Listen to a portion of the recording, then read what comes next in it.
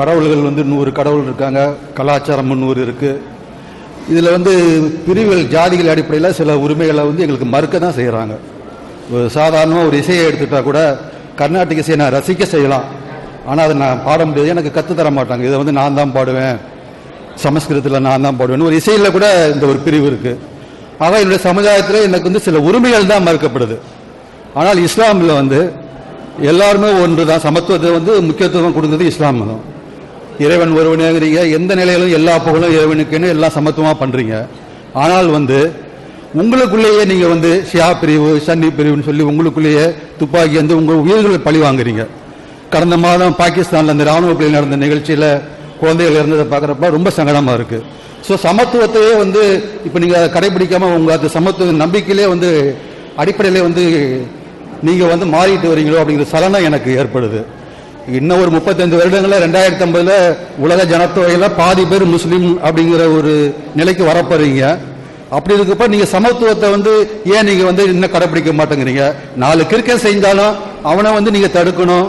நீங்க சமத்துவத்தை நிலைநாட்டினா தானே பிற மதத்தில் இருக்க எங்களுக்கு உங்க மேல ஒரு இருப்பு மாறாம இருக்கும். அதுக்கு நீங்க என்ன நடவடிக்கை எடுக்கிறீங்க, என்ன எடுக்க போறீங்க? ஏன்னா இன்னும் நிச்சயம் 35 வருஷத்துல உலக ஜனத்தொகையில பாதி பேர் நீங்க தான் இந்த உலகத்தை ஆள போறீங்க. அப்ப நீங்க கிறுக்கன் சொல்றான் அப்படின்ட்டு நீங்க தட்டி கழிக்காம எங்களுக்கும் ஒரு நம்பிக்கை ஏற்படுத்துறது நீங்க என்ன செய்ய போறீங்க அதுன்னு நான் தெரிஞ்சுக்க ஆசைப்படுறேன். அதாவது சமத்துவத்தை இஸ்லாம் போதிக்கிறது, ஆனால் உங்கள்கிட்ட சமத்துவம் இல்லை. அதாவது பாயிண்ட் என்னன்னா, சுருக்கமான பாயிண்ட் என்னன்னா, சமத்துவத்தை போதிக்கக்கூடிய உங்க மார்க்கத்தில் உங்கள்கிட்ட சமத்துவம் இல்லாமல் இருக்குது அப்படிங்கிற கேட்குறாங்க. அதுக்கு ஆதாரம் என்ன கேட்குறாங்கன்னா, உங்கள் மக்கள் தானே உங்களை பெஷாவரில் கொள்றாங்க. நானே சொன்னேன்ல, முஸ்லீம்கள் தான் முஸ்லீம்கள் அழிக்கிறாங்கன்னு, அதையெல்லாம் சொல்லி காட்டி உங்கள் மக்கள் தானே உங்களுக்கு எதிரியாக இருந்துட்டு இருக்கிறாங்க கேட்குறாங்க. அது உண்மைதான். அது எங்கள் மக்கள் தான் எங்களுக்கு எதிரியாக இருக்கிறாங்க என்பது உண்மைதான். அதுக்கு என்ன காரணம் என்று சொன்னால், இந்த இஸ்லாம் மார்க்கத்தை நாங்கள் ஏற்றுக்கொண்டோம் இல்லையா, எங்கள் அதிகமான பேர் அடிப்படை கொள்கை விளங்கி ஏற்றுக்கிறல. சில நோக்கங்களுக்காக வேண்டி ஒவ்வொரு கட்டத்தில் ஒரு நோக்கத்திற்காக வேண்டி அந்த இஸ்லாத்தை ஏற்றிருப்பாங்க.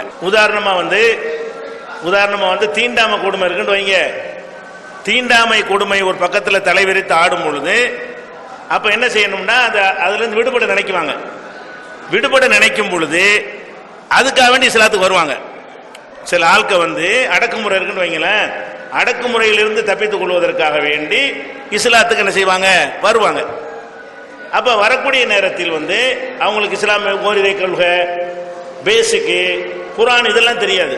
அவங்களுக்கு என்ன தெரியும் கேட்டா சமத்துவம் கிடைக்குது, அந்த ஒரு நோக்கத்திற்காக என்ன செய்வாங்க, வருவாங்க.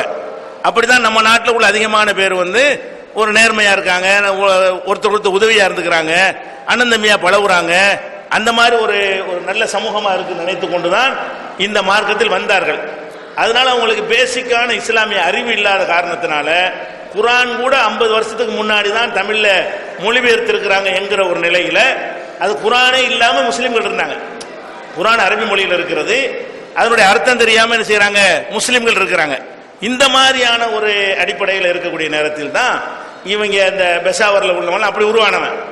குரானை ஒழுங்கா படிச்சு இஸ்லாமிய அடிப்படையை விளங்கி, குரான் இஸ்லாம் என்ன சொல்லுதுங்கிறத விளங்கி அதை சொல்லாம இப்படி போன காரணத்தினாலதான் இது வருகிறது, குழப்பமா இருக்கிறது. இந்த பெஷாவர் மேட்டர்லாம் அப்படித்தான். அவனுக்கு இஸ்லாம் தெரியாது, குரானும் தெரியாது, ஏதோ முஸ்லீமா பிறந்துட்டான், பிறந்ததுனால முஸ்லீமா இருக்கிறான், அவனை எப்படி சின்ன வயசுல மூளை செலவு பண்ணாங்க, தூக்கடா துப்பாக்கிய வெட்டிட்டு வாடானோன்னு அப்படித்தான் உருவாக்கப்பட்டிருக்கிறாங்களே தவிர இஸ்லாம் கரெக்டா தான் இருக்கிறது. நீங்க சொல்ற ஒரு விஷயம் நாங்க ஒத்துக்குறோம், இஸ்லாமிய போதனை சரியாக சென்றடையல, குரானுடைய விளக்கங்கள் மக்கள் போய் சென்றடையல, அவன் இஷ்டத்துக்கு நினைச்சதெல்லாம் மார்க்கம் நினைச்சிட்டு இருக்கிறான். அதனால குரானின் பக்கம், நபிகள் நாயகத்தினுடைய போதனையின் பக்கம் வாருங்க, இந்த 2 மட்டும் வாழ்க்கையில கடைப்பிடிங்கிறத நாங்கள் கொள்கையா வச்சிட்டு இருக்கிறோம். நாளடைவில் சரியா வரும்.